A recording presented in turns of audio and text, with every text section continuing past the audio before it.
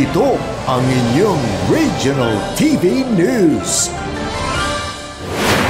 Ito na mga balita ng GMA Regional TV mula sa Visayas at Mindanao. Kasama natin si Cecil Kibod Castro. Cecil? Salamat, Rafi. Sumabit sa overpass at nahulog ang isang container van sa Zamboanga City.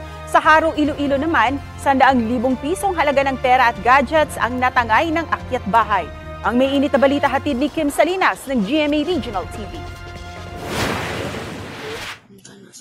Sa bintana, dumaan ang babaeng yan papasok sa isang bahay sa Haro, Iloilo City. Hindi siya residente roon, kundi isa palang magnanakaw. Ayon sa Iloilo City Police Station 3, 3 cellphone at wallet na may lamang 15,000 pesos ang natangay ng kawatan.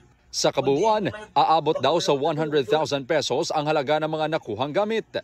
Subong at large pa siya, pero ginaano na lang ang i-identity kay may may CCTV man kita kag na-identify naman ang iyang ngalan. So na lang ang totoo diyan na lang ang ngalan ng aton ginakuan.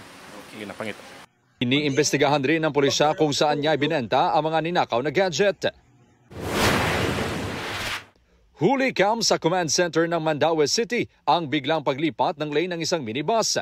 Nabundol nito ang 4 na iba pang sasakyan. 5 tao naman ang sugatan. Sa inisyal na investigasyon ng traffic management, iginiit ng driver ng minibus na nawalan siya ng kontrol. Patuloy pang iniimbestigahan ang insidente. Sumabit ang isang container van sa overpass malapit sa isang paaralan sa RT Lim Boulevard sa Zamboanga City. Nadaganan ng nahulog na container ang 2 motorsiklo na nasa likod nito. Swerteng nakaligtas ang mga sakay na motor at nagtamo lang ng minor injuries. Nasira naman ang isa pang sasakyan na nasa kabilang lane. Walang pahayag ang driver ng truck. Ayon sa pulisya, aakuin ng kumpanya ang gastusin ng mga nasirang sasakyan at pagpapagamot sa mga sugatan.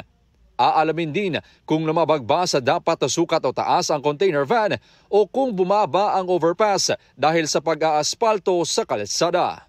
Kim Salinas ng GMA Regional TV, nagbabalita para sa GMA Integrated News. Kapuso, alamin ang maiinit na balita. Bisitahin at mag-subscribe sa GMA Integrated News sa YouTube. Sa mga kapuso abroad, samahan nyo kami sa GMA Pinoy TV at sa www.gmanews.tv.